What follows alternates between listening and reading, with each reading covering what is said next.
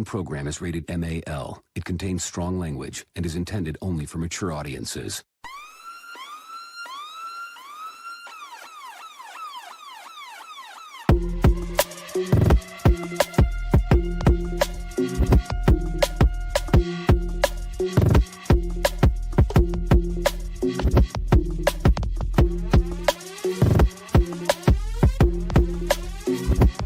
Show that gives you everything and nothing at all. That's everywhere you don't want to be. It's Ruben, Mo B, and on the ones and twos, AG. The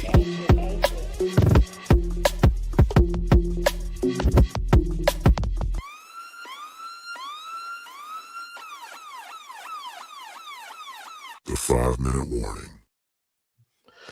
Party people in the place to be. Welcome to a brand new episode of 5-Minute Warning. Of course, as always, it's your man, Ruben, in the house. And as you can tell, my cohorts are with me today. First of all, as always, my cousin AG. What's happening, y'all? How you doing? And the man with the plan, my homeboy from another mother, Mo B. What's going on, man? Hey, man, I'm just letting y'all know in advance. If I cut out, it's because there's a colossal storm happening where I'm at right now.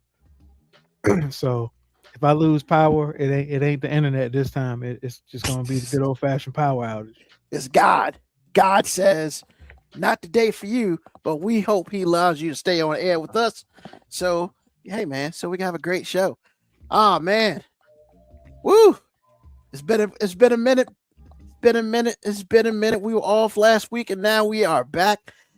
If you couldn't tell, the energy is a little different, because we missed a week and we're excited to be back. AG, man, how you been, brother? Good. I'm married to a smokehouse, and Spider-Man was good. How's it going? So we saw Spider-Man. We did. Which the movies? No way. Shut the front door. Yeah, hadn't been to this. I think we've been to 3 movies in 5 years. Oh, what were the other 2? Hopefully one of them was not The Notebook. That happened so far ago. I mean, that was a long time ago. And I might have saw that. Did I see that in the movie? No, I think I saw that after the fact on TV. They be re-releasing shit, man. They ain't fooling nobody. It was probably another like Marvel Endgame. We saw most of the Marvel movies over time. Okay. Cool. Good stuff. What about you, Moby? How you been, man? 2 weeks been a long time, brother. Yeah, man. I mean, I don't know if 2 weeks feels like that long to me. We got to understand who we're talking to. So. I know, but your urgency is like, man, you would think we had been like we took a season off or something. Like for him, but I will say Spider-Man was good. We all went and saw Spider-Man as well. Good movie. I was pleased with it. Good. Maybe I should go see it then. Everybody else is gonna see it but me, so yeah. It did make $1 billion almost the first weekend. For sure. Yep. It already has made over $1 billion, and at this point in time, I'm not one of those part of that billion. I guess we'll have to figure out some time this week to become part of that second billion that shit's gonna make, because it's gonna make $2 billion, and hopefully, or I might get lucky. It's like, you know what, we made enough money. Let's go ahead and put that shit on Disney Plus in September. Nah, that's not gonna happen. They ain't happening. So ain't gonna be on Disney Plus for a minute. I mean, I'm gonna be honest, man. I've heard nothing but good things about it, but I'm really excited for the animated Spider-Verse coming out next year, man. I'm super excited for that. Like, I need Miles Morales to finish that shit up. Yeah, I wish it wasn't such a big gap between those movies, but yeah, those by far are my favorite Spider-Man movies. Aren't they worth bar it? None. The Miles Morales stuff is kind of dope. 4 years, man. I hear what you're saying, but every time I watch it, they're great. Like I said, they're my favorite. They're great. Like I said, and that's why, you know, the space in between makes it even more frustrating, because I'm like, it's not even close. Those are the best Spider-Man movies ever made. I don't care what anybody says. Like, people are like, some live act. Nope. They're the best Spider-Man movies, are those 2 animated Miles Morales movies. Oh, by far. You know, but we have already discovered that Sony can't make very good Spider-Man live action movies unless Marvel's involved. Because Lord knows, like Morbius might have been the biggest piece of shit ever created. But then they came out with Madam Web. So like, hey, let's break our own shitty record and come out with that. That was bad. You said they can't make a good Spider-Man movie, and then you name movies that aren't Spider-Man movies. But they're in Spider-Man mythos, man. I get that. I get it. It's in the same realm. But I mean, like the worst things that they've done have been the non-Spider-Man movies. Like even the Sony Spider-Man movies weren't like that.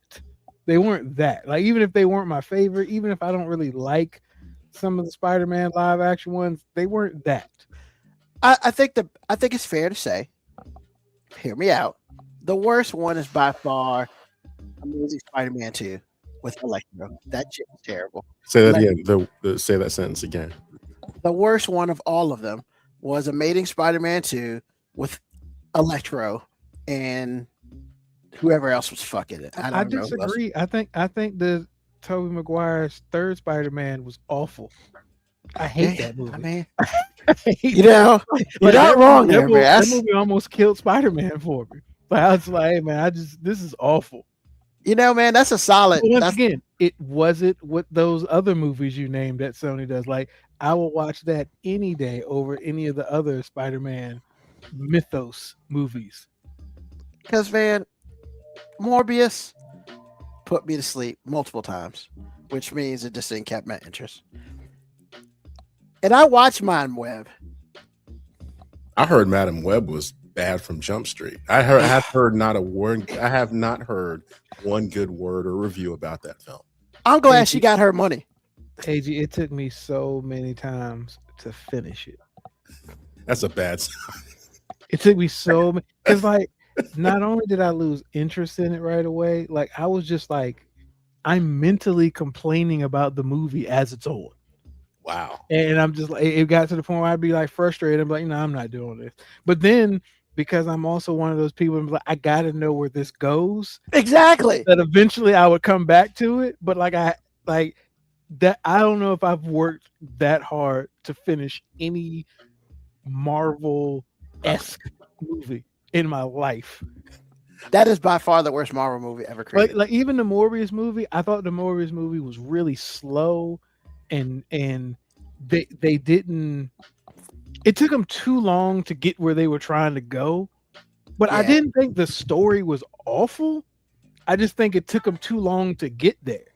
It was like, hey man, we don't need, like, I get it. Y'all trying to make some filler time to make this movie an hour and 30 minutes, but the story could have probably been done in about 40 minutes. Like, well, let me ask y'all a question, because usually when we talk about this, I feel like either I'm lost or I'm just a Marvel Universe whore, and I'll explain. Because all of the movies y'all say are bad, kind of like them, and I wonder if having a comic book background or having a graphic novel background helps you understand how bad a movie can be.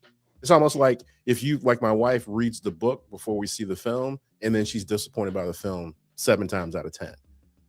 Other than Harry Potter, usually, So that's why I'm asking: is it if I had more comic book / graphic novel, background, would I feel, because y'all speak in a lot of nuance, or I'm just sitting there going, "Oh, that was cool." I feel so stupid. No, because it's like, I thought all the movies most of the time when y'all say y'all don't like something, I'm sitting there going, I kind of like that. Honestly, you're not wrong on that, because I know I would enjoy some of the movies more with less knowledge. Okay. But the thing is, I'm also not one of those sticklers that's like, it's got to be like in the comic books. I don't care about that. I'm more about congruent stories. Like, make the story make sense, get to where you're actually trying to go, and actually make it fit. Yeah. Because Marvel does a lot of things where they go away from what the comic book is, and I'm okay with it sometimes. And even the third Spider-Man Tobey Maguire movie, when I say I hate that movie, I kind of mean I hate it in a vacuum. Like, I hate it compared to the first two, because I thought the first two were solid, and then it was like they didn't know where to go, but they needed to get that money, so they had to make another one. Okay. And I would have never said that because I just look at the movie for what they're showing me. My level of innocence is on 11. So I'm just looking at the movie like, oh, it was either good or bad, but I don't have any, I don't even have enough knowledge to judge it in a vacuum, like you just said. Because, like, Ruben's like, Morbius movie was boring and dry. See, Morbius was a story that comic book knowledge of Morbius, very minimal. Like, whatever. He wasn't one of my favorite Spider-Man villains. It just wasn't what it was for me. So going into that movie, I didn't have any like preconceived like expectations of what I wanted it to be. Like I said, that's why I don't think the movie was awful. It was just like, it just took a long time for something to happen. And I get it. It's like the American attention span thing. It's like we just can't do it. But I don't think I am one of those people that's like needs something exploding and stuff. I just felt like the story wasn't moving at the beginning. It was just like they were trying to build on the character, but it wasn't moving. And it's like, I'm good with a slow build, but we got to be building. We can't just be stagnant building. Yeah. Understood. So as far as Spider-Man 3, okay, and Amazing Spider-Man 2, to me they fit in the same issue for me. They just put way too much shit in it. Like the first two Spider-Man movies and Amazing Spider-Man 1, central story, this is what it's about, this is what's gonna happen. Cool. I'm good with that. Maybe that's just my pea brain and I need to only focus on one thing at one, or maybe two things at one time. Like, I'm good with that. Spider-Man 3 had him getting the black suit, then the other dude becoming Venom, then the Sandman, who was in there for absolutely no motherfucking reason. He wasn't like, I didn't think it was for no reason. I mean, yeah, I think Ruben's being exaggerated about that. Like he was in there for a reason. He was in there for a reason, but he wasn't really part of the story. They were trying to squeeze too many stories into too much. one movie. Okay, I hear that. The first two Spider-Man. That's the one with Topher Grace as the bad guy. Yeah, okay. Yeah. And it took him forever to become that story by itself should have been vetted out long enough without having to throw the Venom suit in there. And honestly, even if you threw the Venom suit, why did we need Sandman? Once again, one or the other. One or the other. Okay. Yeah, it's just too much shit. It's like, well, this is Toby's last movie, so let's throw a whole bunch of shit in here and see what stick. And none of it stuck. It was just a whole bunch of shit happening. Okay. And then the same thing with Amazing Spider-Man 2. I just thought the Electro character was just horrible. It was wasn't that a real character like in the comic books though? Yeah, it was just written horribly. It was, I know what they tried to do. It didn't mesh, especially since appreciate his character coming back in the next Spider-Man. Like they kind of tried to redeem that character a little bit, which I'm very fine with that. Fox did a really good job of redeeming that. Like, yes, because let's be real, that movie was bad. That movie was fucking bad. Which one? It is Amazing Spider-Man 2. It just wasn't good. The one with Jamie Foxx. And I don't hate it as much as Ruben does. Yeah, I do. I do think the character was not. It was just not very good storytelling. But I think he played the character the way the story was supposed to be made. But it was a good story. Yeah, and the story was it was one of the, I think it was one of those things. Was like you can put a good actor in a really good role, and he can play the role well, but the story's not good. So, as you've heard, I've not blamed Jamie Foxx for that role. I don't blame him for that. I just blame the shitty storytelling because that shit was terrible, in my opinion. And this is the part where I get lost because, again, I'm looking at it like it was an entertaining movie. Yeah, well, yeah. I mean, and again, like I said, don't get me wrong. It's not like I'm into the Marvel Universe in passing. I've seen all the films. Yeah. I grew up with these characters. You know, I've seen them in comic books. I never read them. And then when they started making live action, I went through that whole phase to get us to this moment. But it's just like, I still look at them like, oh, that was cool. I did. For my age. That's why I said I don't hate that movie as much as Ruben does. And Okay. when I say I hate the third Spider-Man Tobey Maguire one, once again, I try to explain it's a vacuum. I think they got real loose with the story because I think the best superhero movies, which is the reason DC movies don't do anything for me, because the DC movies focus so much on the fact that these people are superpowered people. Where the best Marvel stories have been the grounded ones, where it's like, yo, it's about this person that happens to have power. Okay, I see that. Yeah, I agree. I do understand that part. Yes. And this is why Guardians of the Galaxy was such a shock, because they wrote that first movie so well that most of these people didn't know who the fuck they were. I knew who they were because I'm a comic book guy, but most people who went and saw it just saw it because it's a Marvel movie. Maybe we'll get a stone or something, whatever. But honestly, I think that's Marvel's best formula, because honestly, yeah, they cannot win with the big characters, because the comic book nerds, Ruben, and the comic book like passionate people, me, like have a preconceived notion of what they want the character to kind of be.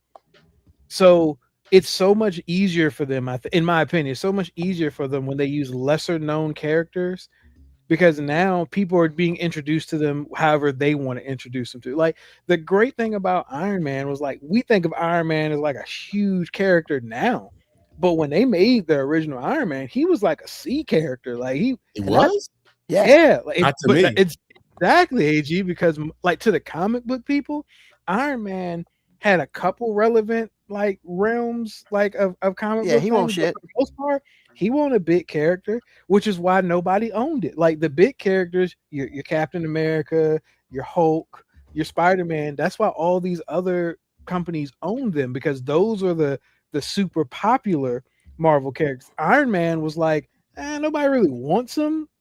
So shoot, let's figure it out. Once again, you don't think that now because MCU introduced him in an entirely different way. I'll give you another one. One of the best things that Marvel did was Blade. Blade wasn't even a super popular comic book for real. But when they made was he always black though? Yes. Yeah. Well, I figured that's why it wasn't. But yeah, he wasn't even a super popular character. Wesley Snipes movie comes out, and then the comic books actually got more popular because of the movie. But once again, everybody was being introduced to a lesser known character, so nobody came in with like this allegiance or how they envision this character should be. I think of it like me and Ruben watched Jack Reacher, and they made Jack Reacher with Tom Cruise. Exactly, Tom Cruise. When I hate it, because I've read the books, and I'm just like, this 5'2" dude is not Reacher. Damn, he's not 5'2". He went from 5'7" to 5'2". I know, right? But relative to who Jack Reacher actually was, which y'all taught me, I didn't realize this. Yeah, it kind of is 5'2". Because the dude was once Alan again, Richardson, he's somewhere in like between. He's somewhere in between the two versions that. I thought he was actually like 5'6", man. I thought that's. He's like my height. No, Jack Reacher. Tom Cruise is like my height. Yeah, but I'm saying Jack Reacher in the book is not. He's not the dude that we see in the Prom series, who's like clearly mammoth dude. He's really a normal, like a pretty normal looking guy, but he's not tiny. And I'm not saying Tom Cruise is tiny, but for like this story sense, he is tiny for the character. Because Jack Reacher is probably, I don't remember how they described him, but he's like 6'1", 6'2", like 185 to 200 pounds. That ain't Tom Cruise.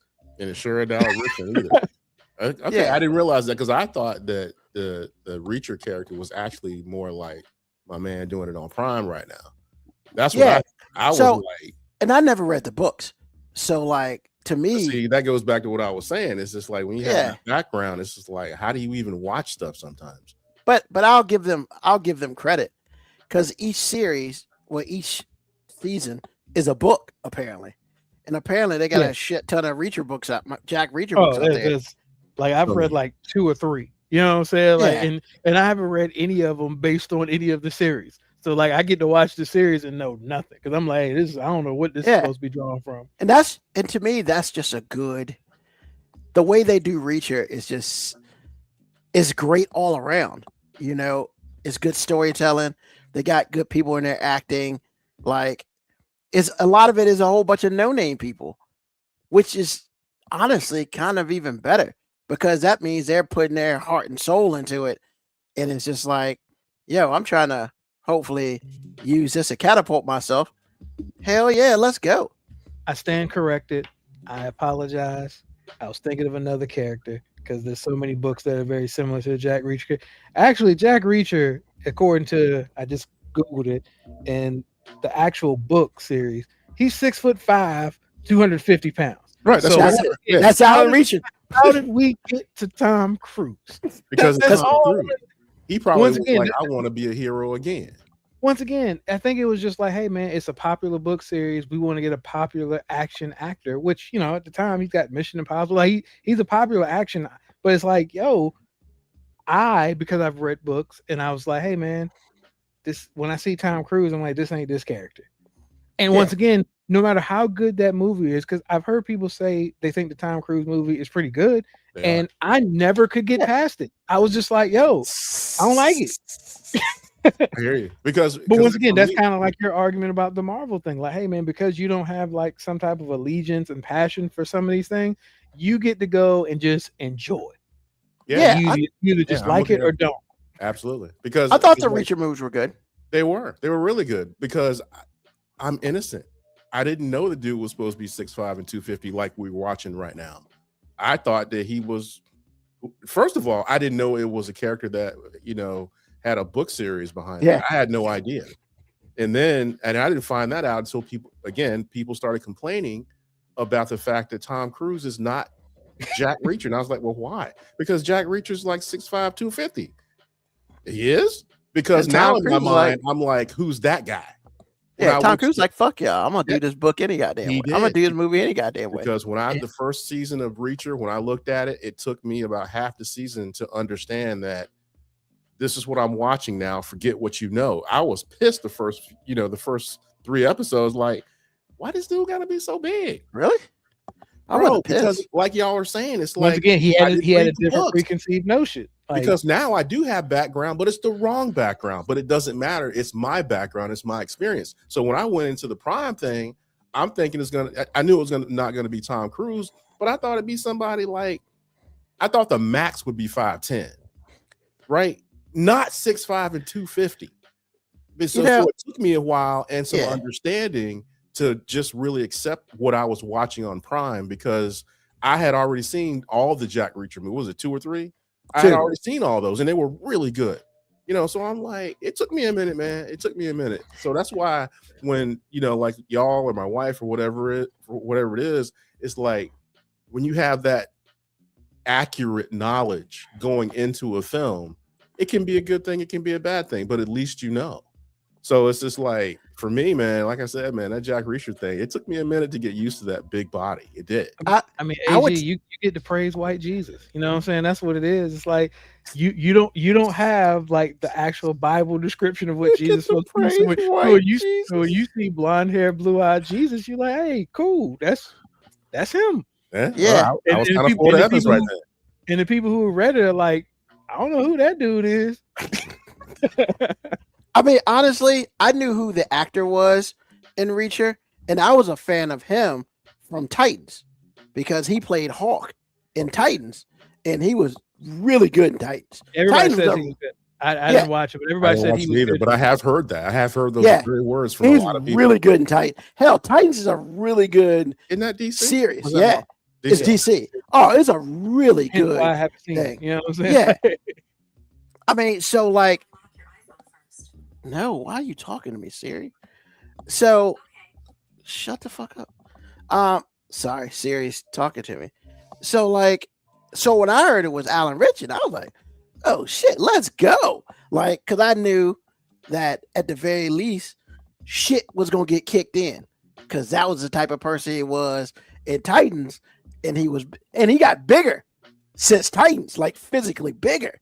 So it's like, hell yeah, let's go. Because I saw his audition for American Idol, and he was like, I didn't recognize him. He had the height, but he didn't have the size. Yeah. So I was like, that dude's like almost skinny. He was relative to who he is now. In Titans, he was probably 30 pounds lighter. I believe that because he's enormous now. Yeah. So like, and he was still like buff and stuff, but you could tell he won't that. Right. And so Yeah. He's Yeah, somebody man. else now. He's somebody else now. hell yeah, like without question. Okay. So Yeah, I just thought I'd ask, man, because like I said, when y'all get into conversations, it's with stuff I do have knowledge. It's like a lot of times I feel like, somebody who like Mikey, he'll eat anything because y'all have opinions. And I don't have the knowledge to have a really accurate opinion. I'm just sitting in the movies going, hey, that's cool. Because when I grew up, it was all comics and in fact, there was all comics and no live action. The live action, looking back at it, was awful.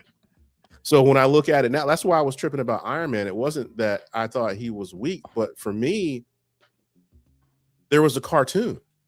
yeah, And Iron Man was a big deal for somebody my age. It was like, oh, snap. Okay, because, they had the cartoon and the comics and all the things or whatever it was. Color scheme was all great. So when in 2008, when Iron Man came out, I was super excited because I was like, hey, this is going to be really cool because I had, my childhood was full of Iron Man. Like for you, apparently, it wasn't that big a deal. And I'm like, for real? I grew up on the had cartoon no too. idea. The Iron Man cartoon series was actually dope to me. But what I was just saying from like a comic book reader person, Iron Man was not. Now he's always been a part of like the big Marvel stories, Mhm. but the Iron Man individual character, and I mean the he wasn't comic the book, leader or nothing. yeah, and also the comic book people are like, man, how you gonna do an accurate Iron Man depiction if you don't make Tony Stark a drunk? And Oh, yeah, Disney substance abuse problems? Yeah, in the I had comic no book, idea. definitely. That's why he got replaced. He got replaced from Rhodey. Replaced him because of that.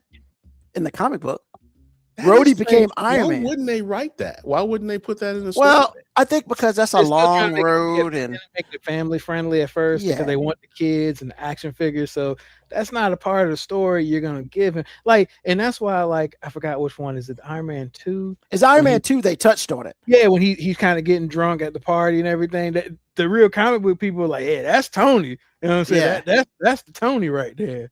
When he told I DJ got my AM to Stark play a Enterprise shirt on. yeah DJ when he told DJ AM to play a fat beat so I could beat my friend's ass too.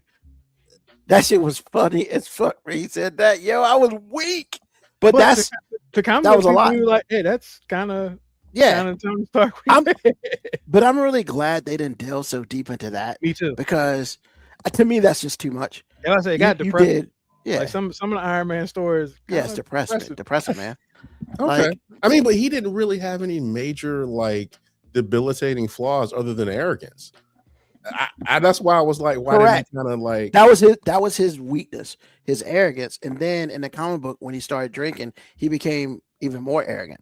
okay. And then he started fucking up in the suit. Really? So then they literally had to remove the suit from him, like physically. Isn't that a Rhodey better had to story, beat his though? ass. Rhodey had to beat his ass, and he became Iron Man. That's not a better story than what we got in 2008. I don't I think can it's hear what you're saying, though. I I do. kind of think it is a better story, but it's Yeah. not a more marketable story for what they were trying to go for at the time. Sure. that, and it would have taken too Agreed. long. Because then you got to do a building, because they kind of built up from the first Iron Man.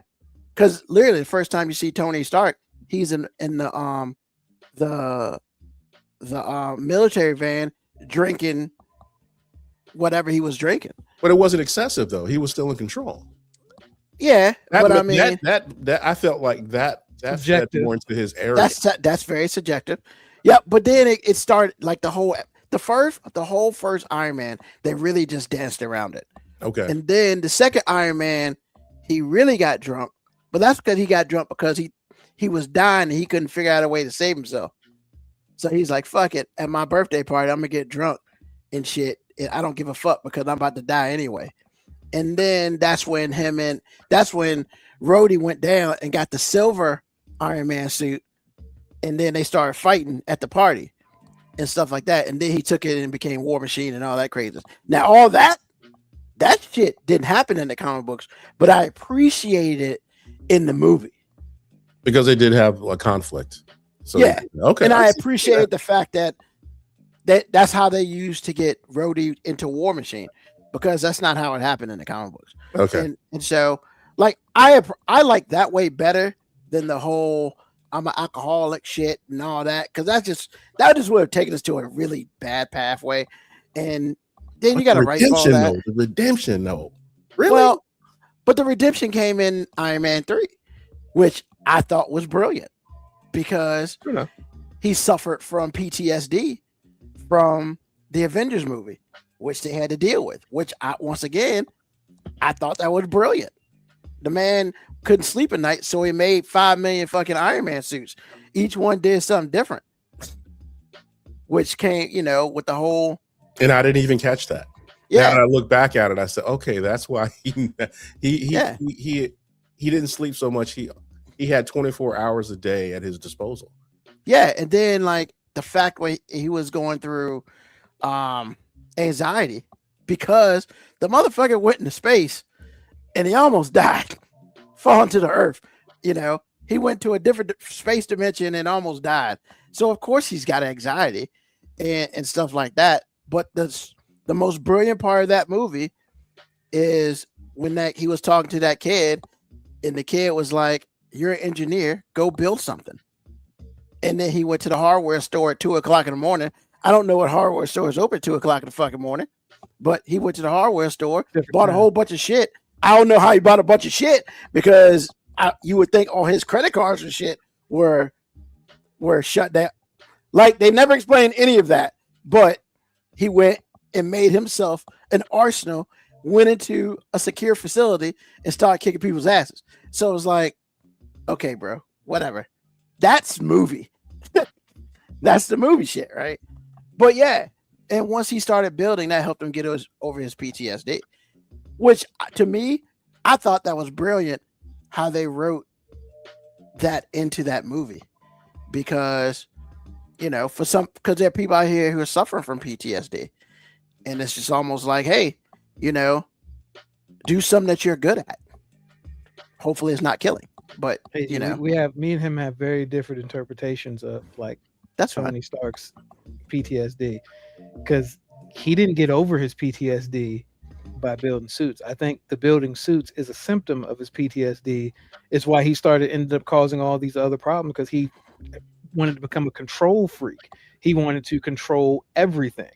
He wanted to put a cloak of armor to protect everybody because he felt so out of control from the Avengers incident that he couldn't save everybody. So I don't think him building the suit was him cured of PTSD. I think it was a symptom of it, which ended up causing more problems later on. The building of Ultron, all that stuff is literally a symptom.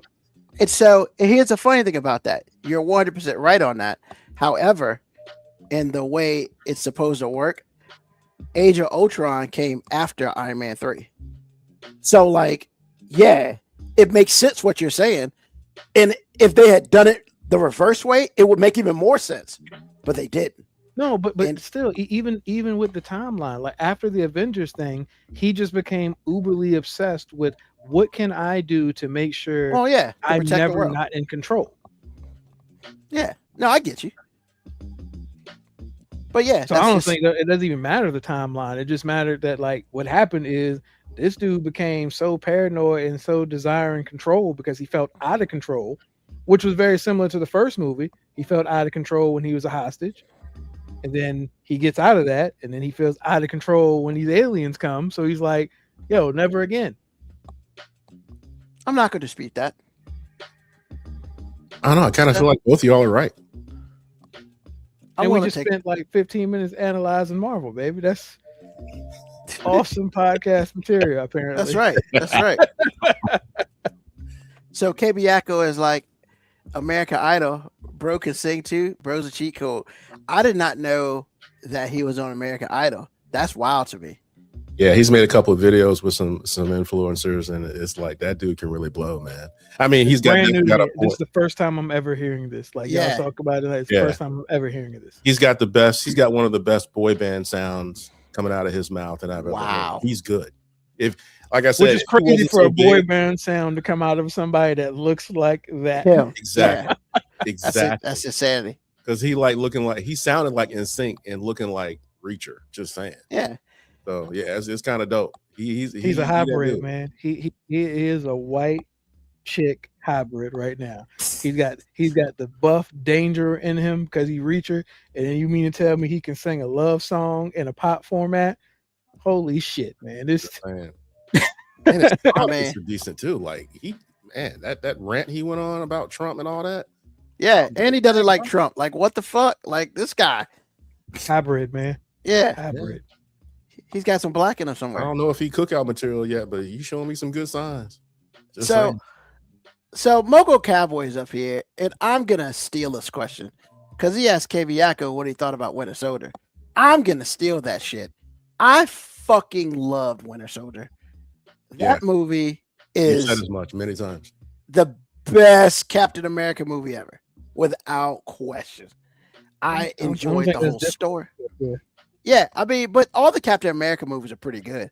But that one, that shit was top to bottom. Like, it kept my attention. I saw it in the movie theater, and honestly, I could have went back and saw that bitch right after again. That shit was great. And that's probably in my top 3 best Marvel movies ever did.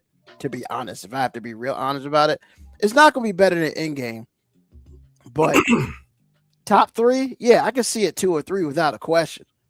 I don't know what would be the other one at this moment in time. Maybe if I think about it, I can come up with one, but Endgame and Winter Soldier is not far behind in there. You know, I did watch the Doomsday trailer.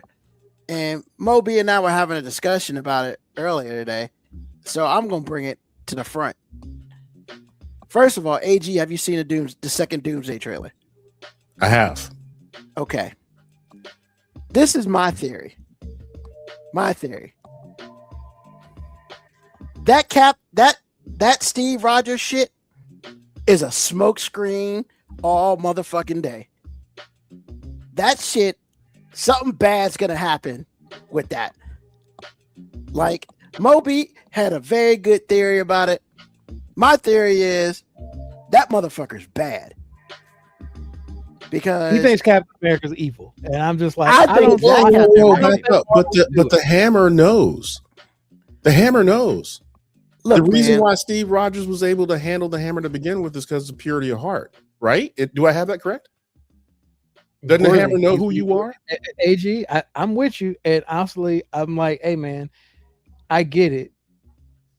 It'd be a cool story if this Captain America somehow was evil, but ain't no way they about to, like, you're only bringing him back because there's a whole bunch of white backlash about Sam Wilson being Captain America, which, say what you want, it's out there. Also, Marvel's done so bad in the last couple years where they're just like, hey man, we got to get our cash cow characters back in the forefront, but they're never going to make Captain America be evil. Now, he might be doing something unknowingly supporting evil, but the whole point of Captain America's character is he's a villain in many ways because his moral compass is too high. I've talked about this before. That's why I never liked Captain America. His moral compass is too high. But the cool thing about Captain America is if you're going to make somebody have that high of a moral compass, you don't make him super powerful. Perfect. Marvel did it, because if not, he's Superman, and that shit's unrealistic. I hate Superman. I mean, so I think he might unwittingly have caused some bad shit to happen, and now he's trying to fix it. And maybe because he's trying to fix it, he's going to end up inadvertently like making some bad stuff happen. But I think Ruben thinks he's just full-fledged evil Cap, like the Hell Hydra Captain America from the comic book, which that was a cool story. I just don't think they're bringing that to the MCU, man. So here, this is why I think. The reason why I think so is Captain America necessarily going to be quote unquote evil? I don't think he's going to be evil, but I think that's not the Captain America that's on the normal planet. And I think something happens to him. He may be pure of heart, but what if somehow some shit happened and he lost Peggy? And remember, he's still pretty young at that point. He lost Peggy. But he's already And- lost her one time when it, right? And not only that, As still, that far goes as we against his know. it still goes against his moral compass, though, man. Like he's not gonna do bad shit just to get Peggy back based on his moral compass. But his moral compass can be frayed. He may How? think, hold on, he may, whatever he's doing, he may think it's the right thing, Well, and but that's that what I don't said. mean it's I not agree the with you right on thing. Like I said, I can agree with you on that. He might be unwittingly doing something that's bad, but like you were like, you think they're just gonna make Cap be bad. I'm just like, Well, you know, I'm gonna give Ruben a little bit on this, and this is why. Because my problem with Captain America was he knowingly did something that was bad for the whole, for the one, when he went and tried to protect Bucky. Well, He not did just that. that, And it bothered the crap out of me. I'm like, what are you doing? but not So- just that. He went back in time and took something for himself that automatically changed the timeline. Yeah, isn't that Because- what caused all this? once again, doom stuff to start that's why I said I don't think that he's bad. I think he might have done something that unwittingly caused some bad shit to happen. But That's the other, cool. but the other thing is, we saw old Steve Rogers, and if I'm correct, in the Captain America, I think he said Steve Rogers died in the last Captain America movie. I think he said he died. Yeah, he was an I- old I man. don't- Yeah, so it's like, so who is this young motherfucker? That's why, Huh? you know what I'm saying? I hear Maybe- you. I hear you. Because we still got the whole situation with Fantastic Four somehow coming to the Well, Earth where everybody else is, but we don't know how they got there or why they're there. Doom clearly comes from that Earth because Reed Richards in the joint talks about him in reverence, so he knows him. Some shit went down on that because remember, Fantastic Four is on a different planet. It's not on the normal Different universe. planet. Different- Yeah, different universe. So something happened there. Hey man, I think they're gonna explain it very well. But yeah, man, this shit is fucked up. And I don't understand how you bring back old Cap just because you want to bring back old Cap. There's some shit going on. And here's the other thing. Maybe the Hammer went to him because the Hammer is like, oh yeah, this my boy. And then he gets in his hands and he realized that ain't his boy.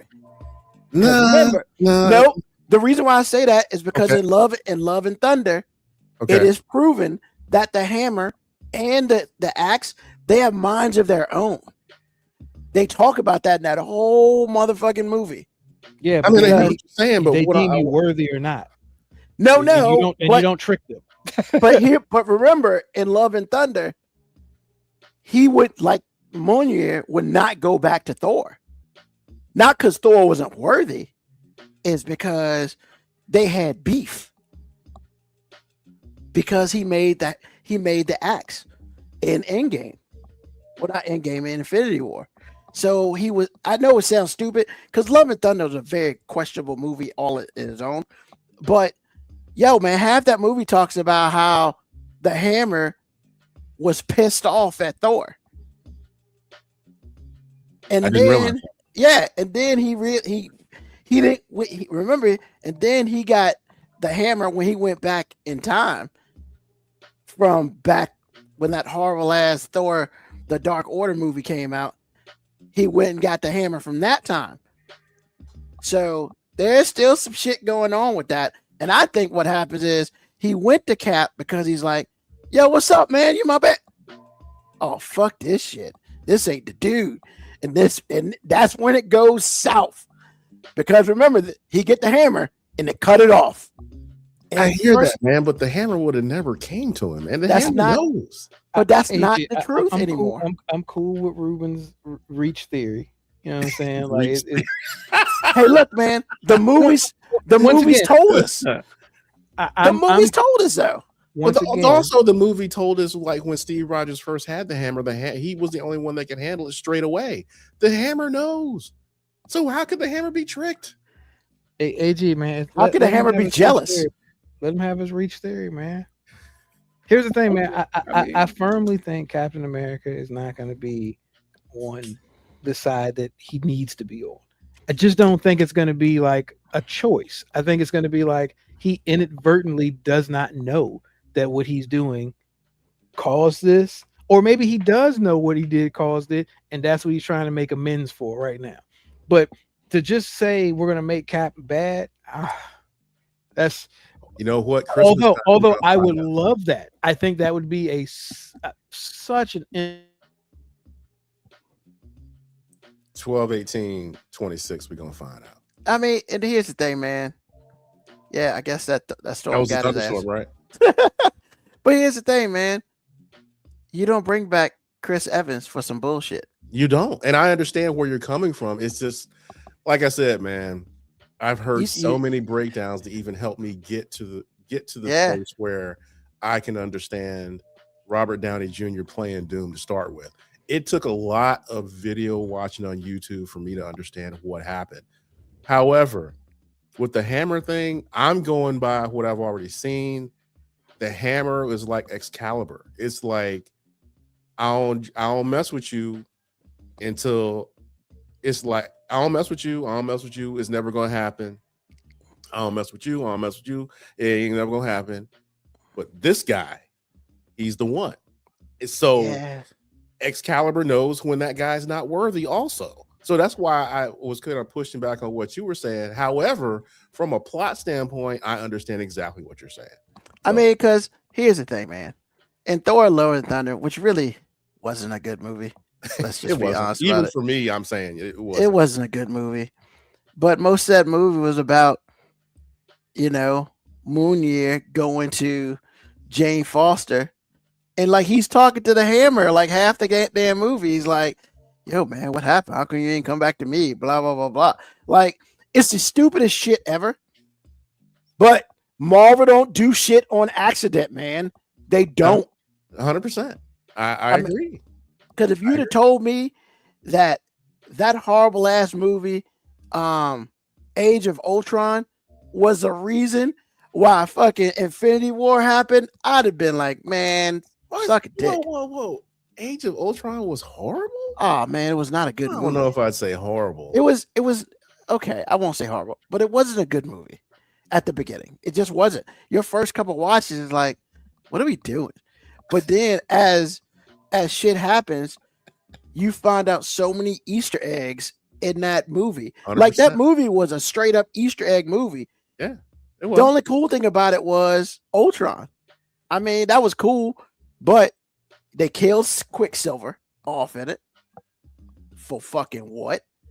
But then that helped make Wanda an Avenger, and then we see where Wanda is today, dead. But we know she's coming back, and it's just a whole bunch of. Did they kill her off though? For real? I don't feel like they did. They dropped the mountain on her, man. But you would think her ass be dead, but she ain't. Let's just be real, she ain't, and she's coming back in fucking Vision Quest, and that's whatever. Like, but yeah, man, I mean, I know this episode wasn't about Marvel shit today, but it is now. Yeah, man, it's one of those things, man, where I'm just not gonna be fooled, man. Marvel's been fooling my ass for years. And apparently you've been preparing not to be fooled. Is that Fuck what you're doing? Exactly. Yo, man, I'm just not doing it. Space in your life, bro. You will. Plymouth Rock is not gonna land on you.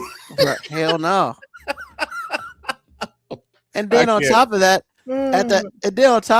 you tell us that we're getting a new Black Panther movie in 2 years, right? And we got the new Black Panther. So you're telling us about him 2 years ahead of time? Tell me that motherfucker gonna be in something. I mean, he's gonna be in something before. Honestly, I liked it when the sister was the Black Panther. What was wrong with that? Was that not a good idea, or? Well, the problem with her being a Black Panther, she's a little too bloodthirsty. Cause she's still upset about her brother. Well, she's not really upset about her brother. She's really upset about her mother. Like That the dude too. killed his mom. Like 100%. I mean, the so fact- what's wrong with that? yeah, no, I'm just saying, like, you know, as Moby would say, she's way too emotional to do that shit. And yeah, it's not the move. It's they because I mean they had a because Shuri was a Black Panther for a little bit, maybe a year, maybe she's like a second Black Panther, but yeah, she ain't the number one by any means whatsoever. And I just think that the other part is, and I hate to say it, yo man, her real life persona has made it challenging for Marvel to keep her. Why? What is she doing Well, wrong? because she out here talking her opinion, which good, bad, or indifferent. But I mean, what yeah, does she man. say? I mean, she be saying shit like that. I can't remember exactly, so I'm not gonna try to paraphrase her. But you know, like Evangeline Lilly was saying shit about COVID, how that shit wasn't real. Oh no! And that's the lady that played in The Wasp. Yeah. Okay. Yeah. Yeah. They And dropped I her. mean, They dropped her like a bad I habit. don't- well, no, she played in the last one. I don't know if we're gonna see her ass anymore though. You But I know, mean, okay. she might be because she shut the fuck up. I mean, when it's all said and done, Is that the Mon- is that the remedy? money runs the day, bro. That was so funny. I mean, sometimes you get. He cursed good that time because that was pretty funny. I mean, sometimes you get paid enough to shut the fuck up. Like, Mo B, am I wrong? I mean, you're not wrong. I mean, That was sometimes- hilarious, bro. That's mean- gotta be that's gotta be the intro.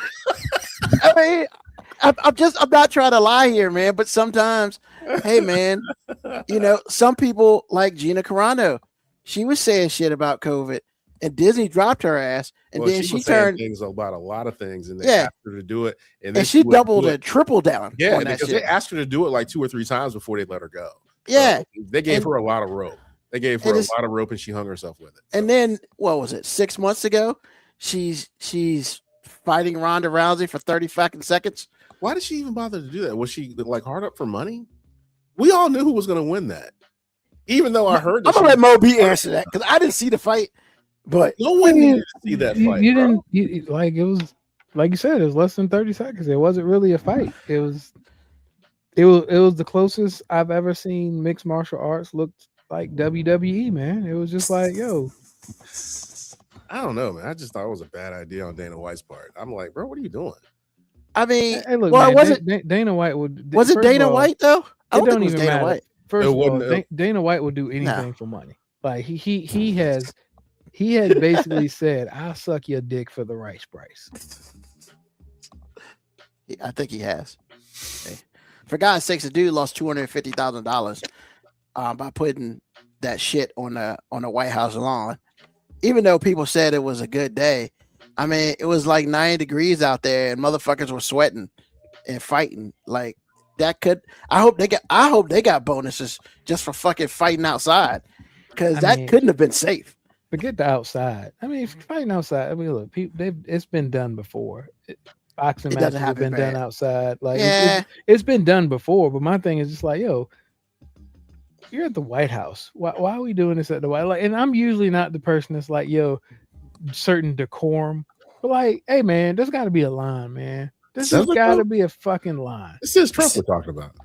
No, I get it. I'm not saying Trump has the line or is exhibited having it. I'm saying that's my ultimate problem with it. Before we were like, hey, you know, it's a Trump event, is at the White House. It's like, yo, the fact that it's at the White House is the problem. It's like, yo, man, this shouldn't be going. Like, I don't want to see my favorite NBA teams play in front of the White House either. It's like, yo, it's the White House, man. Let it be. You the got White an House. arena right down the street for that shit. Yeah, it's like, yo, man, this ain't the place for that. Yeah.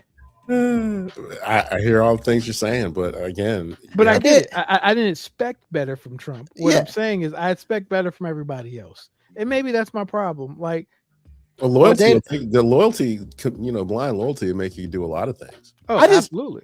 That's how you know Dana White is rich and he didn't give a fuck, because you automatically took a $500,000 hit for it, so you could say hey man, we had UFC on the White House lawn. Now that's a flex because you know what's not going to happen. Anybody else ain't never doing that shit. It ain't So, about. congrats to your flex, but I don't think it's flex. I think it's about protection. It's like, yo, man, I know this administration isn't going to give me flack on anything. Exactly. I was about to say that very. So it ain't about the flex. It's about, like I said, which is why I said what I said. I think he's proven that he'll suck any dick for the right price. I mean, yeah, I don't disagree. There's no sexual favor he will not do for the right price. I mean, Mocha Cowboy, UFC in the ballroom as the first event. First of all, fuck that ballroom, man. Like, ballroom's never going to happen, sir. Can I ask a question? Like, I get it. You know, there's supposed to be all these security parameters and like all this built-in stuff with the ballroom, but like, why does a ballroom take this long to get built? Because there's so many from an engineering architecture standpoint, it's not going to happen. And he's trying to find somebody that will do it anyway. That's the problem. Yeah, you took out the East Wing so you could build this fucking ballroom, and you still haven't built this shit yet, bro. Like, Taco Bell's go up quicker than this. Like, I've got over the fact that like, what the fuck are we spending all this money on building a ballroom? Like, I'm not even on that shit no more. I'm just like, how long does it take to build this ballroom? Like, that's what I just told you. That's what's taking so long. Yeah, You should have got somebody who will do the job that can't and should not be done. And honestly, when it's all said and done, just like I said, you get the motherfuckers who put up Taco Bells in 30 days, man. Because you know what?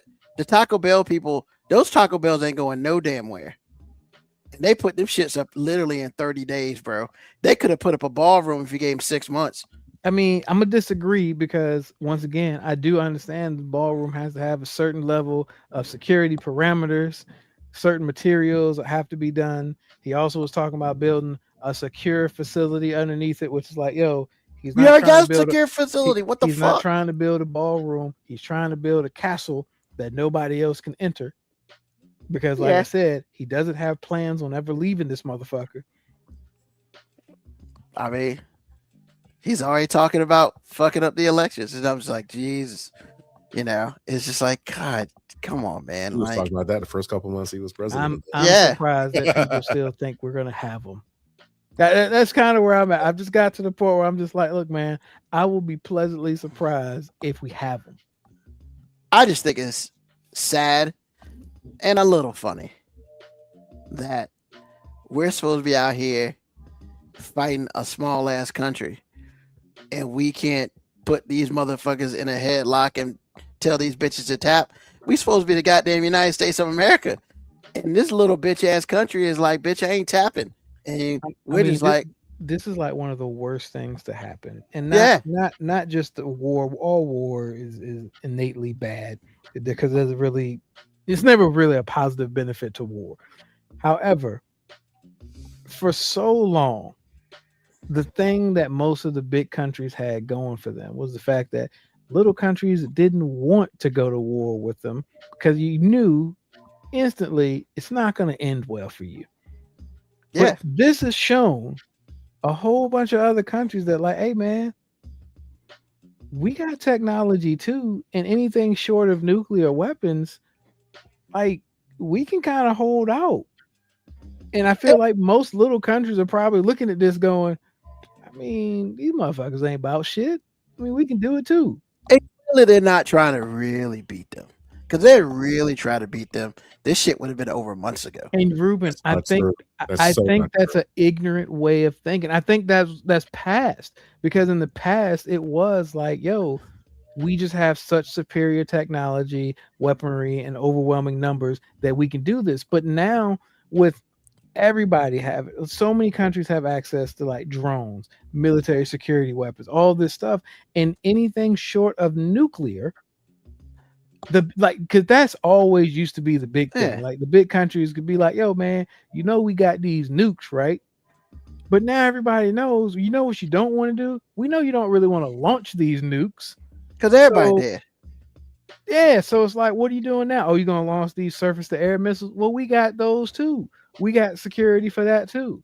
But I didn't say that because we should have overwhelming weapons and all that. I'm saying that we are not strategically hidden areas. If we wanted to really just destroy them, we would hit strategic areas and call that shit a day. Where You that's think how. that, but that you got to know where the strategic areas are, and that's the thing. Like they've said, they got so many bunkers. Like they don't. We Well, there it goes again. Gotta love it.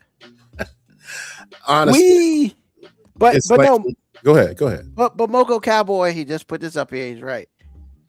I don't think we don't have the appetite for ground war. I don't think that's the case. I think we do.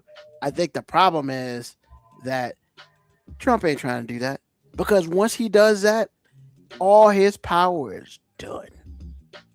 I don't Because all his people don't want this shit anyway. And once you go into a ground war, once you put boots on the ground, you have to call it a war. And as you know, he's saying every word but war. And it's just like, it's the dumbest shit ever. But as long as ground troops never touch, you can't really call it a war in his mind. But clearly, we're in a goddamn war. And I mean, if you really want to be savage, you would take out all the bridges, all the tunnels. Like you would cripple their infrastructure. I mean, and he ain't trying to do that. He is trying to basically scare them into just submitting. And they're just like, bitch, we're in the Middle East. It's just another day for us. You don't got that want, bruh. And they're right. He don't got that want. And plus, he started some shit that he can't finish because he thought he could scare people, and then it's like, man, you ain't scaring us. Fuck you. And now it's like, well, what do we do now, boss? Well, I don't know. I guess we keep throwing some surface-to-air missiles and hitting a whole bunch of nothing. Maybe they'll get scared. Oh, well, they're hitting a whole bunch of nothing, so fuck it. Like, yeah, man. It's look, I'm not gonna sit here and pretend that I know how war works. I don't. And I'm not one of those smart motherfuckers in the Pentagon who do all that. All I know though is we shouldn't have been in this shit in the first place. You wanted the oil, and now you fucked up. So now the strait is being controlled by them. Because at the beginning of this shit, everybody could just roll through the strait. So now you went backwards in how shit was before. Yeah, man, he's a dumbass, and I will go back with Moby. He is now doing all this so he can finally call it a war and cease all of the elections. And the problem is our Congress is stupid enough to allow it to happen. So, because look, man, we are three dudes who are remotely educated. We can't be the only motherfuckers seeing this shit. Like we put people in Washington and we see this shit, and y'all motherfuckers don't. Then we need to rethink how we send people to Washington, because I didn't see this coming. That's when you get the Kevin Hart emoji when he's blinking at them like, what the fuck? I mean, because you're supposed to be smarter than us. You're supposed to make decisions for us. And you don't see this shit? You don't see what we see? Man, we have two separate agendas, sir. I mean, because no, we do. You're right. Go ahead. I'm just saying somebody up there's got to see it. It doesn't matter because the person in charge and the person that's willing to run roughshod over people that are supposed to be, guardrails. Yeah. Does it matter? No, I completely understand. I'm completely with you, because you're 100% right. Like because their lack of doing nothing has now made him feel empowered to do what he feels like he can do. And now we're all gonna get fucked for it. Thank you, Congress. Well, they're trying to hang on to power, and that's the way to do it. Still, he still has enough power, more than enough, to destroy your career if you go against it. I mean, yeah. If you're still afraid to lose your job because there are no term limits, then he's not the guy to toy with if you're on the Republican side, especially. Now, if you're on the left, okay. But if you're on the right and you say something, it's a problem. Yeah. I guess you want to keep your power, it's a problem. I guess the interesting thing is, what are we, 3 months away? A little under 3 months away for the election? One, if we have it. Because Lord knows. Well, half Congress is going to allow him to say something dumb like that. Yeah, everybody's cheating because 100%. if he's not winning, we cheating. Yeah. So there's that. Yes. And then, he's not. Yo, man, you don't even know if these Republicans that he put up there are even going to win. Like, they could all get beat the fuck down. I wouldn't put it past him. And so, yeah, I just, hey, man, I don't know. I'm not wishing for a miracle. I'm just wishing for, hope. You're wishing for hope. Okay. I mean, that's a wish. That's a wish. Because, I'd like to say something else, but that's how motherfuckers get, Secret Service at your house. And I ain't trying to do that because I got shit to do.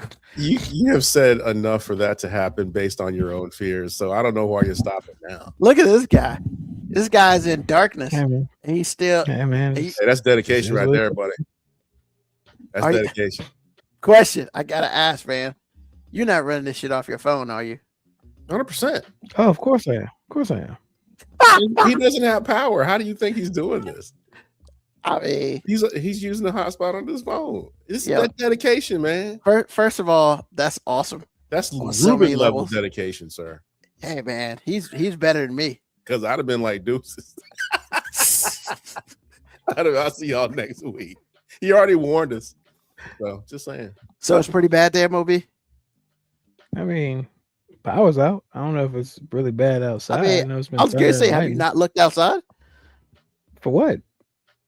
Just to see what if that outside got to do with me. What that outside got to do with me inside?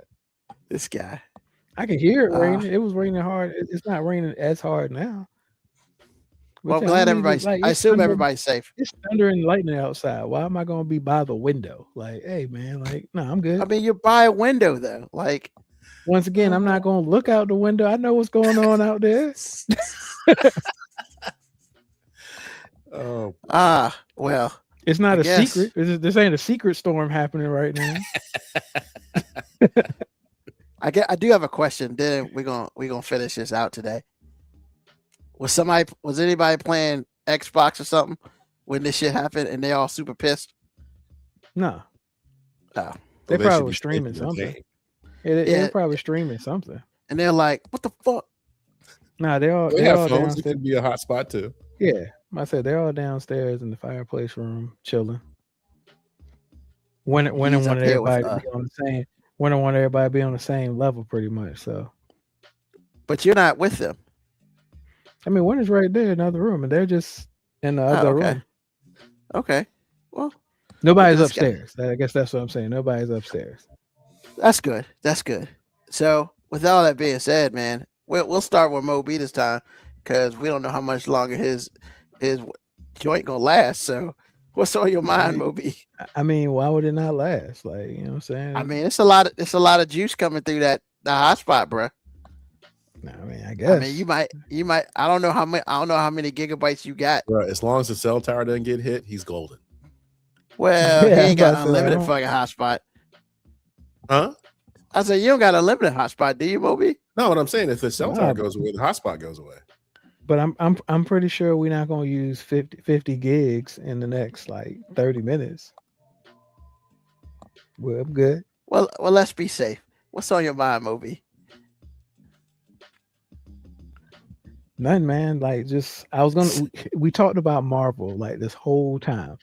Like most of this, outing today was about Marvel, which is crazy because that's actually what I was going to talk about. It was like, yo, man, it was so good to actually be back in the movie theater. So I guess it's not just about Marvel, but going to the movies, like, I realized that my kids will never truly know the power of that, because I don't know how much longer like the movie theater industry is really going to be thriving, or like, are they even really interested in it? Because I mean, they went to the movies because like we were interested, but they don't ever really ask, hey, can we go to the movies to see this? Like, that's not something I really hear them talk about.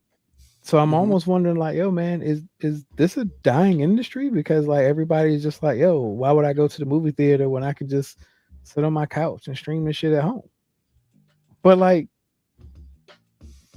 for our generation and probably a couple of generations before, it's like, where they gonna go out on a date, man? Because like, yo, movie theaters is like the ultimate date place. Which, in retrospect, it's a horrible date idea because like you're not really talking to the person. You're basically just sitting in the dark with them. Which, I mean, look, sometimes that's all you really want to do anyway, is be in a dark place with them. What's up, girl? But it's like, you know, how bad of an actual date idea was going to the movies. You're not really talking. You're not learning anything about them. You're just, and depending on what movie you're seeing, you're pretty much just liking or learning, can this chick shut the hell up for 2 hours? Like that's really the only information you really got on the movie theater date. Just like, oh, is this person capable of not talking for an extended amount of time, of shutting the fuck up for 2 hours?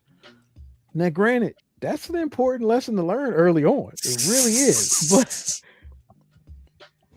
and no, this is not me saying I don't want you to talk, but I just need you to know that times and places where we shouldn't be having conversation, and this is one of them. And if you can't do it on a minimum level of this, then you're never going to be able to do it on a big scale. Like, think about it, man. We've all watched a suspense movie or a horror movie, and some big shit is going on that requires some silence, and there's some chick asking 3,000 questions when it's just like, yo, I'm telling you, if we got to go now, well, why do we have to go? What's happening? Talk to me. Like, no, sometimes I need you to just know this ain't the place to discuss shit. Like, we just talk about it later. Moby, I need you to be real, man. No. I'm being as real as I can, because look, man, I'm not saying anybody ever wants this to happen. Nobody ever wants like a catastrophic event to happen while you're out. Like, but if you had to give me the choice between, do I want a catastrophic event to happen when I'm out with my boys or with my lady? Give me the boys, because like I know if I take off running, I ain't gotta say nothing. He gonna be like, boom, we good. You right if about I see that him shit. Take off running, we good. Later. If he's like, yo, we gotta go. We gotta go right now, I'm not gonna ask no questions till we exit. Then I'm gonna be like, yo, why was we getting out so fast? But you know that situation 9 times out of 10. I'm not saying there ain't some anomalies out there, or you've got to develop some trust. Like, I honestly think, and I can say this with confidence, I honestly think in a suspenseful moment and a stressful moment, if I looked at my wife, was like, we got to go right now, she's not gonna ask me a question. She's gonna be like, you don't generally react like this, we gonna go. But man, you know how long we had to build to that? You know how long we had to build to that? That ain't a first date activity. You know what I'm saying? Like, trusting me like that ain't something that women do right off the bat. Nor should they. Just for the record, nor should they. But like, yeah, man, I'm telling you, if something catastrophic goes on, Ruben, you'd much rather be with me than the chick you date. I mean, if I see you running, I just know my ass is done. Because first of all, I ain't running for their goddamn body, or somebody else has got to be behind me. Maybe some old lady but who Ruben, can't run. But yes, if you run, I'm behind you. Yeah, the thing is, you know that like if something happens, you ain't gonna get hit with the inquisitions. Like nobody's about to ask definitely not. a whole bunch of questions before we get to the action. Like, we gonna get to the action first, and then I'm gonna question these actions later. Yeah. If I see you take off, I'm like, oh, he running. I got to get the fuck out of here. But like I said, I It's- want it's to preface over. this like I want to preface this by like, look, AG, you talk about it all the time. Who you choose is an important thing. Like I said, I firmly in my heart know that if I'm like, yo, shit got to go now. She cool. She like, hey, shit got to go now. She gonna ask me a whole bunch of questions later on, and I'm okay with that. Just in the moment, we got to get to the action because like, all these questions is how people die. I said we gotta get to the action first. I'm just saying, like, I'm cool with the fact that like I'm now. I mean, 100%, man. 100%. Because if I snatch my wife up, she's going. I mean, she might ask me a whole bunch of questions after the fact, but in the moment, if I snatch her up and say it's time right now, she's not going to ask me any questions. It's a lot of trust, like you said. It's a lot. But you had to build to that though. That's a lot of you trust. won't like that on the second date. Well, 45 years of trust because we knew each other when we were kids, but that's a long time for somebody to just blindly, Yeah. I mean, so I got two things for that. One, it reminded me of that Dave Chappelle skit when he was the black president and he was talking about how NATO was going to censure him. He was like, hey, you know what y'all can do? Y'all can shut the fuck up. You going to send your army? Oh, wait a minute. You ain't got an army. And he was like, shut the fuck up. And so I thought about that because that's when you were talking about, don't be saying shit, just shut the fuck up and move. I thought that was funny. And then two, that's a very good point. Because one time at my former job, we had some shit happen at the center. And I had trained the guys. I was like, look, if this happens, I'm apologizing right now because I need y'all to do this. It's not going to be no please. It's not going to be no thank you. It's not going to be, hey, can you do? Nah, it's going to be boom, boom, boom. Be mad at me later, but we're on time. And unfortunately, some shit happened like that. And I looked at them. I was like, I need you to do this, this, this, this. And they just took off. All because doing training, I told them, I apologize for this shit now. But if I ever need if it's an emergency and I need you to do something, I just need you to do that shit. Like straight up. But Ruben, that comes because like dealing with certain people, and I'm gonna talk about Mel, but dealing with certain people, you don't have to worry about people hitting you with it's not what you said, it's how you said it. Because like in a stressful situation, what you said is really all that matters, not how. Correct. If I'm like, yo, get your punk ass out, we got to go. Like, I don't want you to be like, I don't want you to talk to me like that. Like, no, I'm saying this because this is of infinite importance that we get our ass out now. Exactly. And that's kind of what I was telling them. Hey, I need this shit happening now. Apologies will happen later. Here's the thing. If I hurt your feelings, I'll apologize later. But you know what I can't apologize to? Your corpse. Yep. Don't 100%. It's very hollow. If I apologize to your dead body. Sorry about that shit. Later. I mean, and that's the whole apology thing. Would probably even sound bad. Your ass should have listened. You know what I'm saying? I was trying to get. You know what I'm saying? You ask the Lord some questions now, because like I'm sure you got plenty of them now. Wow. Wow. Yo, man. CB4, baby.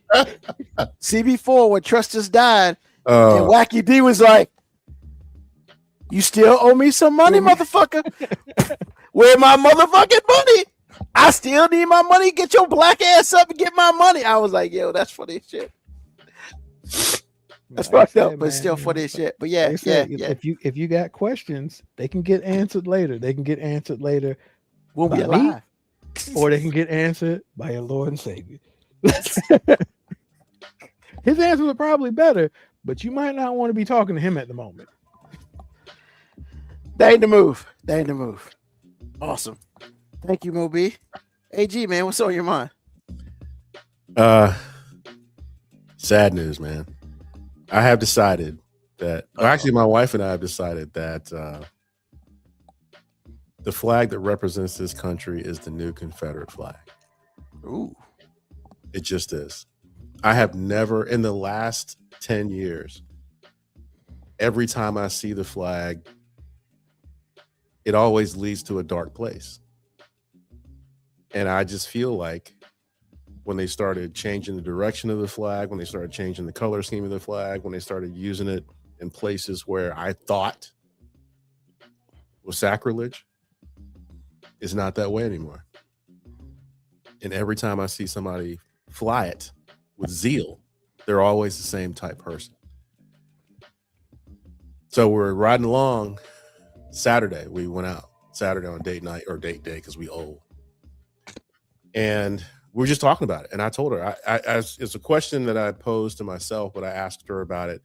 And she's like, I never got that deep with it personally, but I agree 100%. I think Old Faithful is faithful to something that's not good at this point in history. So for me, when I see somebody get extra about it, I'm not saying, if you have a uniform on that's got it on there or something like that, that's not what I'm talking about. But when I see somebody fly the American flag on their truck or have it in a really, really, really prominent way on their house or whatever it is, I think one thing. I think that you're dangerous to me. So for me, that was the conclusion. I think Old Faithful is actually Stars and Bars now.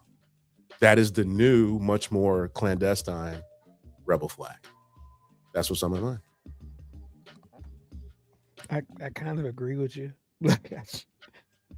I got a tactical bag that one of my friends gave me because I had a book bag drive, and all of them have like the American flag tactical patches. And I found myself like just pulling the American flag off because I'm just like, I don't necessarily like the way this feels.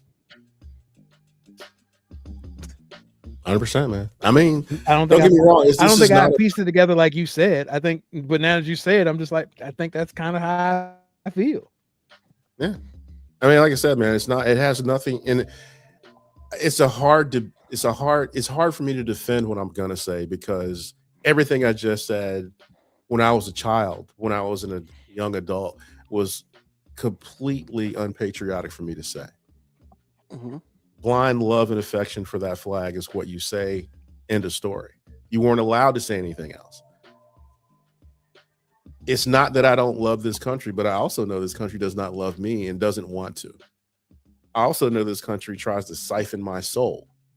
And it's not just me as a black person. It's everybody that's not in line or staying in their lane. It's that too. Because there's an order of things to some people that are in charge. And when you black or brown and you're not doing that, you're not staying in your lane. And all the violence that comes with it. I think the thing I say the most nowadays is like, it's hard to commit suicide by hanging when you have two broken legs to begin with.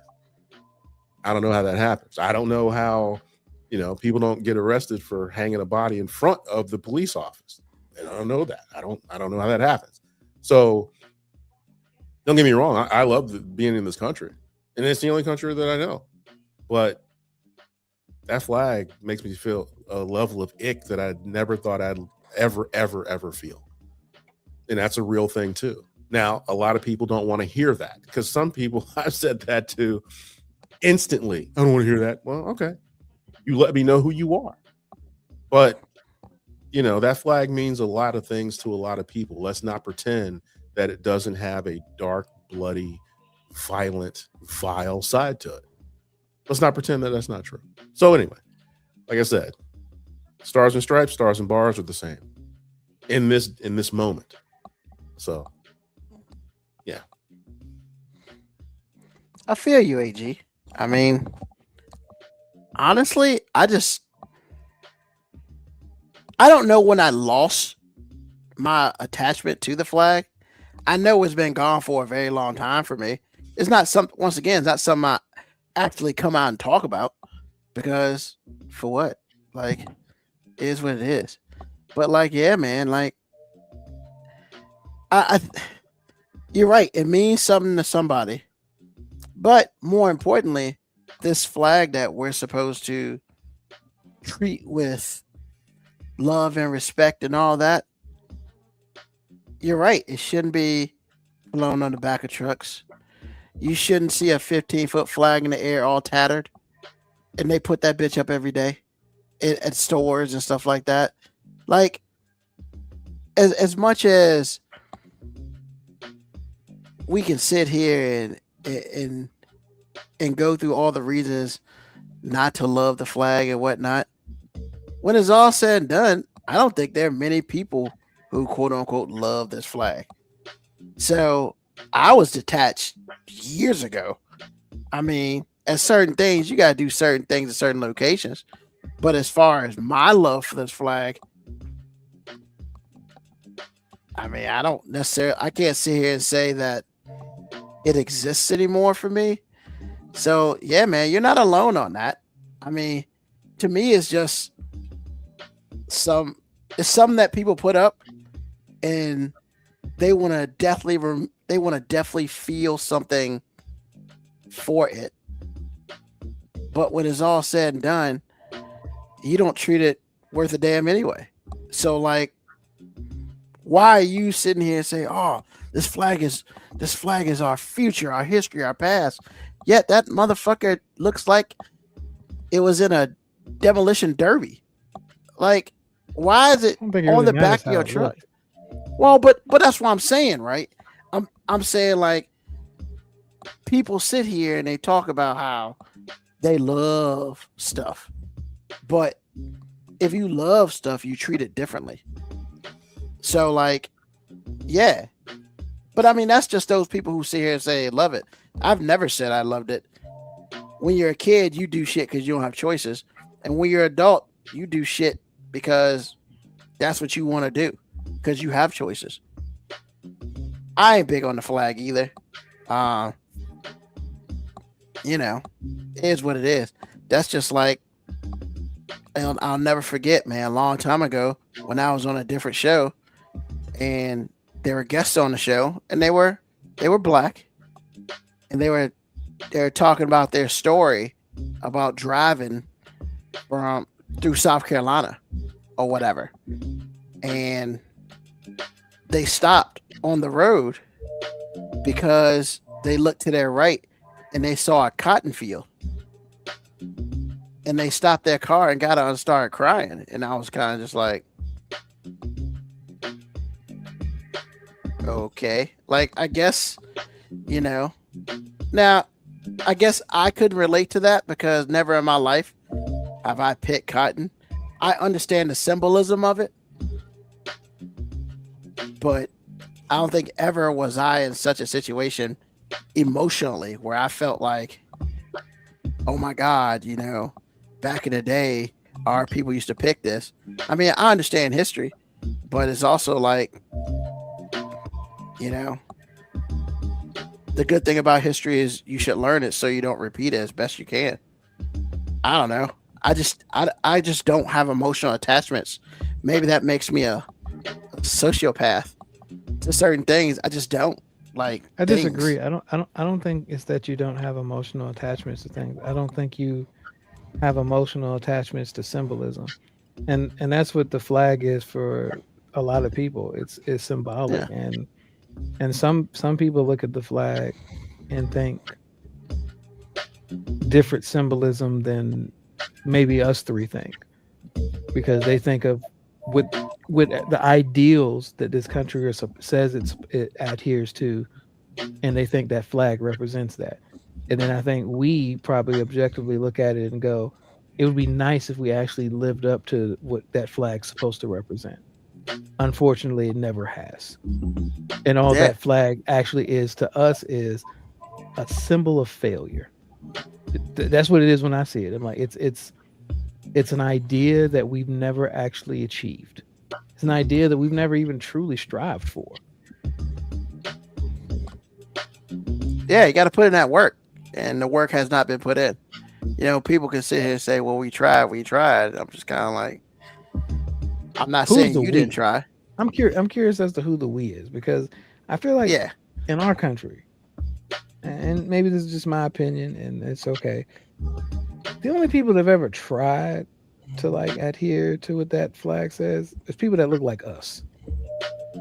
Because we have basically done everything that they said we should do as a people to truly be embraced to the ideals of what that flag represents.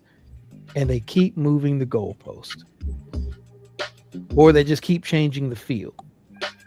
So the only people that have ever actually tried to live by the standards of that flag are minorities. The people that they want to kick out, the people that ICE is trying to hunt down, they're the only people that have actually tried to strive towards this American dream that we keep talking about.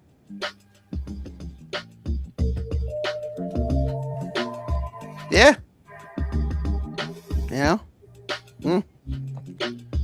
All right. Thank you, AG. Appreciate you. Yes, sir. Also, real quick, Kebiako says that we see a story about the Michigan politician that lost to the other dude who had already quit the race. I did not. Do y'all know what he's talking about? Yeah. The only Michigan thing I knew was that Saeed won his race, but I didn't know about this. How you lose to a dude that quit the race? That's wild. Was this on the Republican side? I have no idea. Yeah, I ain't never heard that. I listen to PR every day. I ain't never heard that. Now I want to research that because that's wild. But it's got to be, because if it was a Democratic race, we would know about it. I don't know if I would say I would, because I don't. Well, I've been tuning out of all things that sound political the last probably month or two. Like, I haven't been tuning out, but I have been a little engaged, and I don't remember nothing about this on a Democratic side, because Lord knows all they could do is talk about democratic socialism and all this other stuff these days. That is what it is, I guess. But yeah, I'd not heard that. We'll have to do some research and talk about that maybe next week, because it sounds like Amir Hassan lost to Tom Smith. Search that. Well, that kind of tells me all I need to know. Amir Hassan lost to Tom Smith. Based on Kebiako, names, I understand. Was it Republican? Kebiako, was it, or a Democratic ticket? Because I'm curious on that too. Because if it was a Democratic ticket, I'm actually shocked I didn't hear about it. But if it was a Republican ticket, yep, Repo. Yeah, I'm not shocked I didn't hear about it. Based on the names, are you surprised that an Amir lost to a Tom Smith? Definitely not. Definitely not. I try not to profile, but sometimes it is what it is, bro. Yeah. I wasn't trying to either. I'm just saying. That's all I know. I know. The only information I have is the name. That's right. Wait a minute. I take that back. I did hear about that. Because Amir Hassan was backed by Trump. That dude said that he was. He renounced his whole religion and stuff. He did? Yeah. I remember that. Now that he brings it up, I completely remember that. I didn't know he lost though. Wow. So he did all that and still lost? He lost to a guy that quit.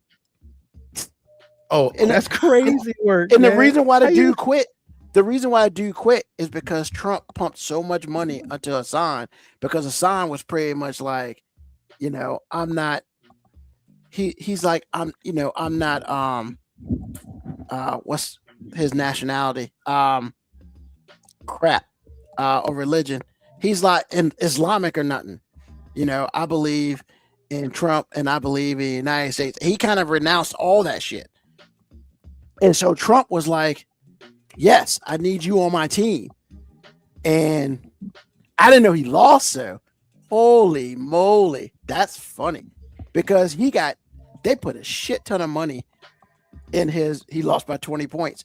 They put a shit ton of money into Hassan's joint. And they were talking. Lose by 20 points to a dude that said, nah, I'm good. Yeah, I thought that was like it's like the South Park thing where he was trying not to win the election and they just kept voting. Really, please don't vote for me. I'm not doing this. And then in Michigan, Tom, in Michigan, Tom, we hear you, Tom. You're such a wise guy. Yeah, Tom Smith, man, and yes, that dude's Caucasian, straight up. Yeah, he quit like a week or two left to go in the race because he didn't have the financial backing to fight him like that. And so, oh, that's hilarious. Hey, shout out to those people that voted for him. They was just like, hey, bro, you don't need no money to get our vote. We good. And he said Tom Smith endorsed a different candidate too. So he endorsed somebody else, and he still won. Hey, don't even vote for me. Yo, don't even. They was like, hey, crazy. that's a selfless act of somebody that I want to vote for. Somebody that says don't vote for me. The person most equipped for the job is the person that says they don't want it. Oh man, that's awesome. Yeah, man, because it was it wasn't a big thing, but it was just like, bruh, like. Can you imagine what that phone call was like at like 11:30 at night? Somebody called his campaign manager, calling him, "Hey, congrats, Tom. What the fuck you talking about? You won." His ass was asleep too, man. How I win something that I won't in. But because they couldn't take him off the ballot, because that had to be the funniest phone call. Which you know what that means. Oh man, we gotta look this up. Did Tom Smith have an acceptance speech? Did he come out? No, his ass was asleep. I'm just saying. I'm talking about like the next day. Did Tom Smith come out and be like, "Hey man, I don't know. I ain't even want this shit." But I didn't realize Tom Smith won because I remember that story because they were talking about it on the 3-letter network, and I was like, "What?" I was shocked because I was like, "Hold on, bro. You've been Muslim your whole life, and now you're not Muslim anymore. What? How does that shit work? What, you just start eating some pork and shit? And like, it was like, I'm not Muslim no more. Like, what we doing? I mean, there's no more Allah. It's Jesus Christ. Like, what are we doing?" He told you what we're doing. Bruh, he saw his best chance to win. We just talked about this 20 minutes ago. And he took that L, man. That's hilarious. And that's the funny thing. Usually you don't take an L when you go with Trump, but this time. Yo, man. Nah, Trump's people been taking L's, bro. I'm about to say lately, all the Trump people taking L's. I mean, I hear what you're saying, and that's true, but apparently people don't like wars and gas and stuff. Hey, you notice that gas went down. People are still afraid. Until they stop being afraid of this dude, things gonna keep popping off. We'll see though. We'll see. But that is crazy though. You lost to a dude. It should have been unopposed. That's what I'm saying. It's like you lost to a dude that didn't even want to do it. Like for real. Yeah. You know how humiliating that kind of loss is? You couldn't win by yourself. And you can't even go back. You can't even go back to Islam. He's a man with no country. Not at all. He's married and got kids too. Yo, the NBC News headline says it best. This is awesome. This is the opening sentence of like the story. Thomas Smith, a political unknown who raised almost no money for his campaign, defeated President Donald Trump's endorsed candidate in a Republican primary in Michigan by a landslide. He raised almost no money. In that sentence, he raised no money. Nobody knew who he was. They was just like, hey, you know what? We know it's not that guy, so we vote for him. And that goes back to what Moby was saying the hour ago, which is we ain't trying to have no election. He ain't gonna have we might not have one. How sad is it, man, that a Trump guy literally lost because to nobody. Well, not even that, man. It's just like we know why he lost. Because his name's Hassan. Like, let's be real about it. Those people in Michigan were just like, oh, hell no. We gonna go for that. We go for Mr. Tom Smith. That guy looks like he's probably one of us. Like we could sit here and sugarcoat that shit all day, but nah, bruh. Tom Smith won this shit because his name was Tom Smith. Like how bad do you have to hate yourself if your name is Amir Hassan right now? Like you denounced your religion and the people that you're trying to be accepted by. Basically, like, no, we'll take a dude that don't even want it over you. Yeah, he came out and was like, yeah, I'm gonna go ahead and drop out. But they had already had the ballots done because after a certain time they do the ballots already, so he couldn't do anything. and they said, Hassan, man, first of all, let's be real about Michigan. We don't need to talk about Michigan, but we all know what's in Michigan. It's cold up there. It ain't that many of us.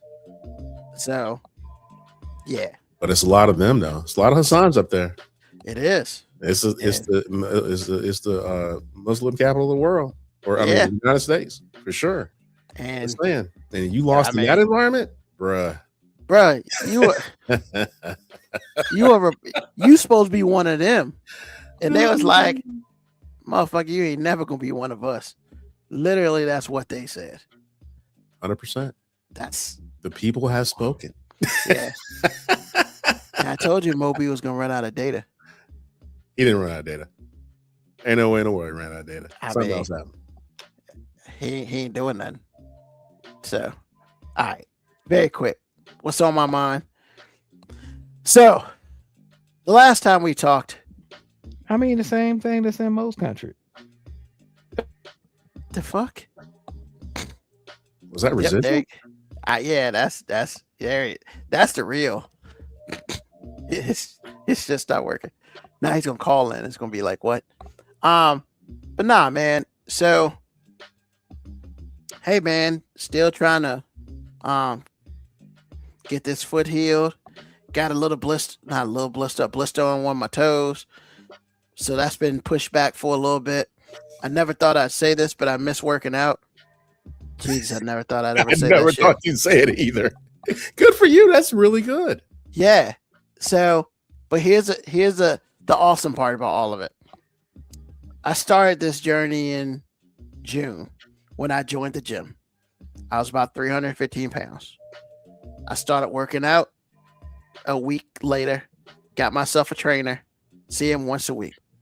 So for about 6 weeks, 5 weeks, I see a trainer once a week. I got on the 20th of June, I got my physical. First of all, A1C came back 5.6. You're there then, right? Isn't that good? That's very good. Technically, I'm not diabetic. Right, that's what I'm saying. Yeah, because my sugar's high as shit. Tell the people what the diabetic limit is, because I don't know. So pre-diabetic is 5.7 to 6.4. Okay, that's where you come pre-diabetic, and then anything over 6.4, you're a type 2 diabetic. Okay. So yeah, I've been 5.6 for a year and a half now. Like my shit's Gucci. So I just got high sugar because I'm fat. Like there's really no other way around that. So he's gonna try to come back. Go use the rest of that. Hey, I need somebody else's phone. So I weighed myself on the 20th of July, 315 pounds. Well, that shit sucked. Hey, what's up, Moby? But I'm gaining muscle, not really losing weight. Is what it is. So last week, so I haven't worked out in August because of my toe. I get on the scale last week because I'm not getting on the scale anymore because I'm gaining muscle, which is heavier than fat, whatever. So I get on the scale last week, 308 pounds. Nice. So literally in about 2 months, I've lost 7 pounds, which is awesome. But I'm kind of mad because I haven't worked out in almost 3 weeks. I'm not going to fully be able to work out this week because the wound is healing on my toe, but I ain't trying to chance this shit. I want this shit to be done before I go back full bore. Even though I'm not doing a lot with my feet, it's just I don't want to take the chance. So, but I'm going to start upper body exercises like I used to do in the gym this week. So I'm excited for that. And, man, just, it's been a while since I gave a medical update. The wound is 2 by 3 inches. So it's getting smaller, but because I heal at an extraordinary slow ass rate, it's taking fucking forever. And now with this blister that burst today, so that's healing up, it's taking a little bit longer. So I thought I was gonna be done with this shit by the end of the summer. I'm now probably looking at fucking Christmas. But with that being said, your boy lost 7 pounds in 2 months. I'm super happy, you know. But hey, I'm just trying to get in where I fit in. It's not about the pounds anymore. It's just about being healthy. And that's all I can ask for, man. So I say all that to say this. Hey, set your mind to do something and you'll get that shit done. Even Mo B, he said that fuck the weather. I'm still going to be on this damn show. And he is hot spotting that shit in. And we appreciate him for that and stuff like that. So, hey, you know, if you have something you want to do, get that shit done, everybody. With that being said, I'd like to thank everybody for joining us on this episode of 5 Minute Warning. We are back. Of course, we're back every Sunday night, 9 p.m. Eastern Standard Time. And hey, tell a friend, tell an enemy, just tell somebody about us. Check us out at 5minutewarning.com. Also, check out JTDCreationsLLC.com. That's where this cool shirt came from. And they got a website now, like I just said. Hey, order shirts for you. We still got family reunions going on. Everybody ain't back in school yet. So if you need shirts and stuff, Stanley cups, whatever, she got you. You know, that sort of thing. But yeah, we'll be back next Sunday. Late and early, all at the same time, Eastern Standard Time, 9 p.m. Thank you for listening to us live. Thank you for listening to us on the podcast when the episodes come out. Once again, hey, tell a friend, just tell somebody. We here for you. We appreciate y'all. And as always, you know, as Moby left us again because his shit ran out again probably. Hey, peace, love, hair grease, soul, and deuces.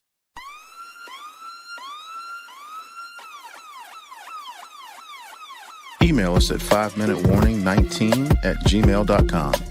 And also leave comments on Facebook and Twitch. Search 5 Minute Warning. Contact us on Twitter at AG_FMW podcast, at Newsman25, at FMW 2019. Contact us on Instagram, Moby 5 Minute Warning, AG_5 Minute Warning, Newsman25. You can listen to the podcast at Apple Podcast, Spotify, or wherever you get your podcast. Thank you for listening. This has been another episode of